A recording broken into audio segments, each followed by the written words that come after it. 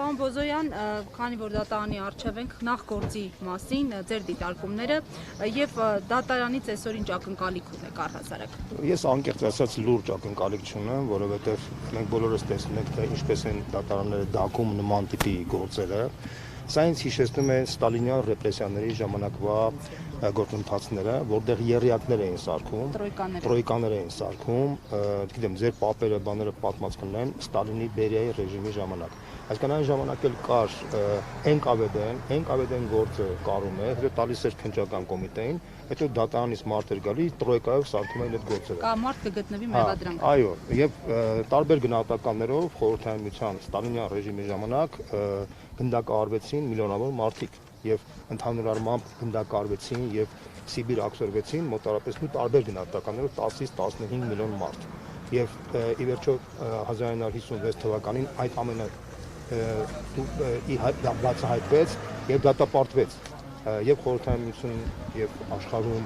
եւ այն ինչ որ կատարվեց Ստալինյան ռեժիմի ժամանակ ոչ մի պարագայում չի կարելի դա որ մենք թույլ տանք որ կրկնվի Հայաստանում։ Նույնը կարելի ասել Հիտլերյան Գերմանիայի ժամանակ։ Եթե դուք հիշում եք նացիստական կուսակցությունը, երբ որ գալիս էր փորձում էր գալ իշխանության, ինչ արեց։ 33 թվականին մարտի 5-ին պետք է անցկացվեին ընտրությունները, ընդամենը 8 օր առաջ, փետրվարի 27-ին Ռեյխստագը հրկիզվեց եւ գցեցին այդ հրկիզման խնդիրը դեպքը կոմունիստների վրա եւ 1 օր անց արգելվեց կոմունիստական կուսակցությունը, որը ազդեց ընտրությունների արդյունքների վրա։ Մոլդովական սցենարն էլ ոչ վաղ անցյալում, դուք ընդհանրություն տեսնում եք, միանշանակ, ընդամենը 6 ամիս անց Գերմանիայում հայտարարվեց, որ բացի նացիստական կուսակցությունից այլ կուսակցություն պետք է չլինի։ Հիմա տեսեք, մենք 21-րդ դարում ենք ապրում, բնականաբար այդպիսի բան հնարավոր չի լինել այն մասշտաբով, ինչպես որ եղավ Հիտլերյան Գերմանիայում, բայց ուշադրություն դարձրեք Նիկոլ Փաշինյանի հրետորաբանությունը։ Իր տեսակետից 3 նախագահներին պետք է գնդակահարել, սատկեցնել։ Ես ուզում եմ ուշադրություն դարձնեմ Հայաստանում ԵՄ-ի ներկայացուցին, Ֆրանսիայի դեսպանին եւ մնացած օտարերկրյա դիվանագիտական ներկայացուցիչներին եւ միջազգային իրավապաշտպան կառույցներին։ 3 նախկին նախագահներին պետք է սատկեցնել, գնդակահարել։ Սամվել Կարապետյանին եւ Գագիկ Ծառուկյանին պետք է գնդակահարել։ Վազգեն Մանուկյանն ու Ռաֆի Հովհաննիսյանը շայկա են, բանդայի ներկայացուցիչներին պետք է բնականաբար ձերբակալել։ Ցույց տվեք մի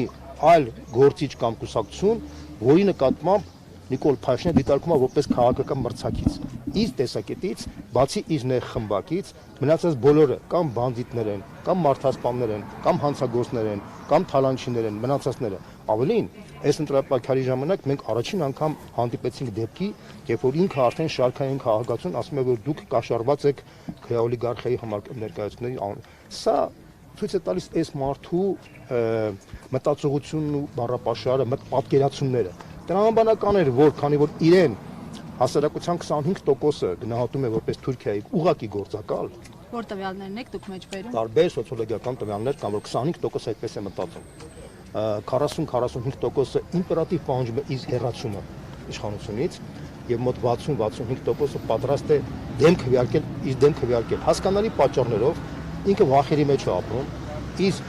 դաջված է իր ճակատին արդեն դա պետական դավաճանի բանը, ինքը փորձում է այդ պետական դավաճանը այսպես դաջել իր հակառակորդների վրա եւ դրա համար ինքը ման է գալիս թե ում վրա ինչի Անդրանիկ Թևանյանի վրա, որովհետեւ շատ པարզ սխեմա աշխատեց վերջին ժամանակահատվածում Բարգավաճ Հայաստան կուսակցության վարկանիշը կտրուկ այսպես ասած վարկանիշ բարձրացավ եւ շնորհիվ նրա որ ճիշտ տակտիկական սկզբունք որոշեց, որ Ծառուկյանը մարզերով էր քարոզարշավ անցկացնում, իսկ Անդրանիկ Թևանյանը քաղաքում եւ արդյունքում տվեց, այսպես ասած, սիներգիա, որի արդյունքում իսկ ինքը վախերի մեջ ապրող անձնավորություն է։ Եթե դուք նկատեք, ինքը շատ նման է նացիստական Գերմանիայում Հիտլերին։ Իր ամբողջ հրետորաբանությունը, պահվածքը, երկուսն էլ բավարար կրթություն չեն ստացել, փողոցային խուժան են եղել, անգրագետ են եղել եւ ատել են բոլորին։ Հիտլերի գործնեության արդյունքում Գերմանիայի ժողովրդի 30%-ը սպանվեց, մոտ ավելի քան 9 միլիոն մարդ։ Գերմանիան հավերժորեն կորցրեց իր տարածքները։ Քյոնիգսբերգը, ինչպես այսօր Կալինինգրադի մարզը կոչվում է, Սիլեզիան, որ այսօր Լեհաստանի մաս է, հավերժորեն։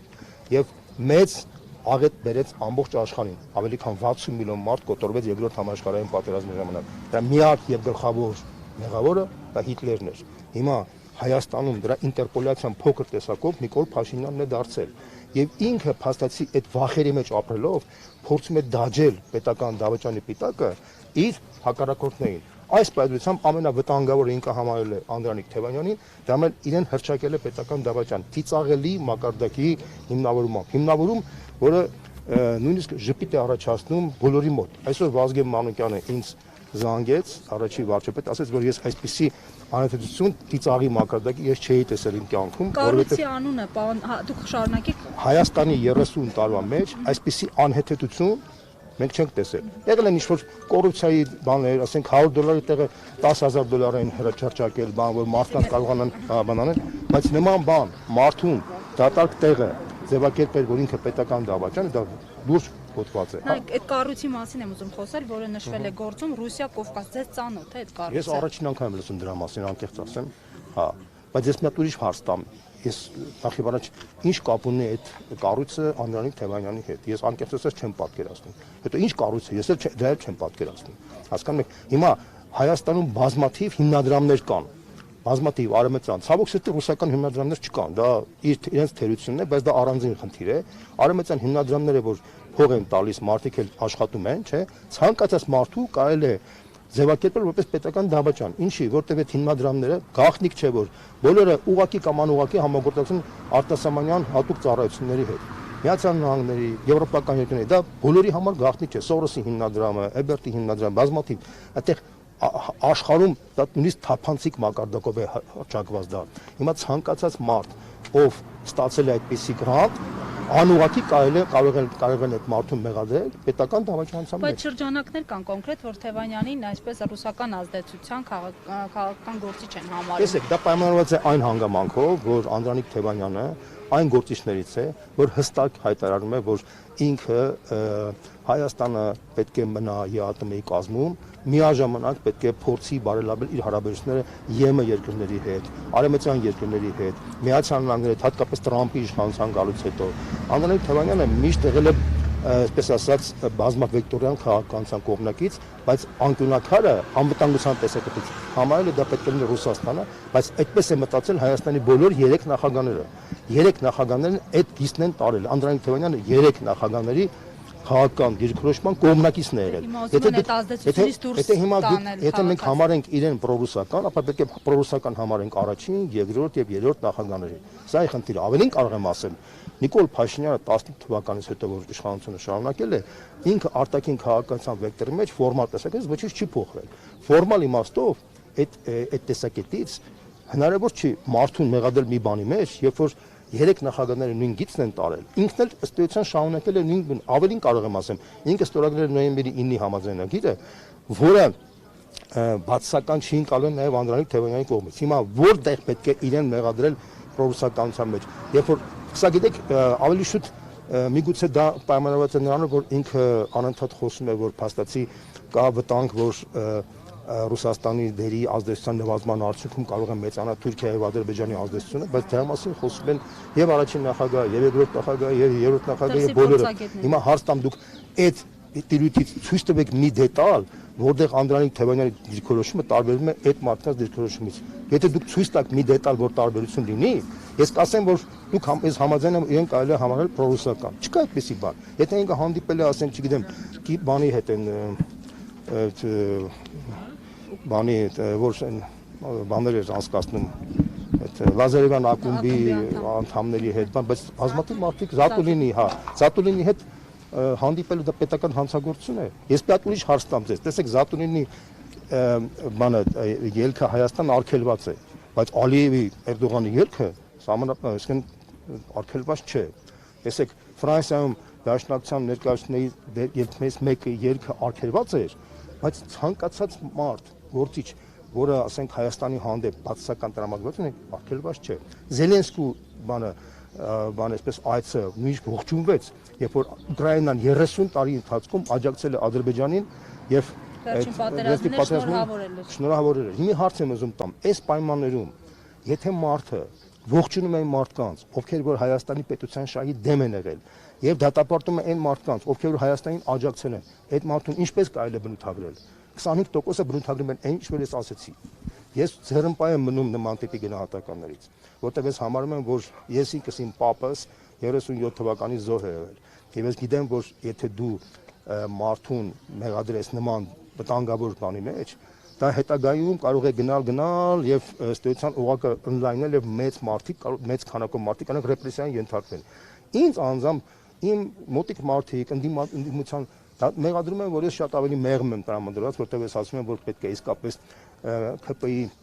շարքային եւ միջին դասի, այդ թվում նաեւ նույնիսկ ինչ որ մի զանգվածի պետք է թույլ տալ, որ իրանք ինտեգրվեն հասարակության մեջ։ Եվ իմ դիրքորոշումը, իմ մոտիկ ընկերների դիրքորոշումը, նույն Անդրանիկ Թևանյանը, նույն Գագիկ Ծառուկյանը իրենց ելույթների ժամանակ այդ շեշտադրումով մի քիչ տարբերվել են մյուսներից, որի համար միգուցե կողքից քննադատվել են, որ ավելի մեղմ են տրամադրված։ Այսինքն հնարավոր իշխանության պարագայում դուրը բաց թողնել նաև հնարավորություն։ Հումանիտար միջանցքի մասին Անդրանիկ Թևանյանը մի քանի անգամ ասել է։ Գագիկ Ծառուկյանը այնքան ասել է, որ ըստ էության պետական, ես էլ եմ նրան միանում, որ պետական ծառայողների հանդեպ պետք է տոլերանտ լինել, որովհետեւ մարդիկ մեղավոր չեն, որ հայտնվել են դժի իշխանության պայմաններում հանգամանքների բերումով աշխատում են, հա։ Հիմա այս քայլերը մեր դիրքերը թույլատնում է հասկանալի պատճառներով, որովհետև փաստացի եթե դու մեղադրես մի մարդու, որ ասում էր, որ պետք է մենք տոլերանտ լինենք ԿՊ-ականների նկատմամբ, եւ այդ մարդուն մեղադրում է պետական դավաճանության մեջ, երկարացնում են այն մարդկանց լեզուն, ովքեր ասում էին, տեսակ, որ մենք ասում ենք սրանց պետք է կախախան անենք, տեսակ, որ մենք ասում ենք սրանք թուրքի դավաճաններ են պետք է բանանենք, հասկանում եք, այսինքն այդ իմաստով իհարկե մենք որոշակի իմաստով վարկանիշային կարող է կորուստ ունենանք, որտեղ մենք ավելի տոլերանտ, ավելի լայնախոհ, ավելի կոնսոլիդացիայի կողմնակից ենք եղել։ Սա է խնդիրը։ Հասկանալի, շնորհակալություն։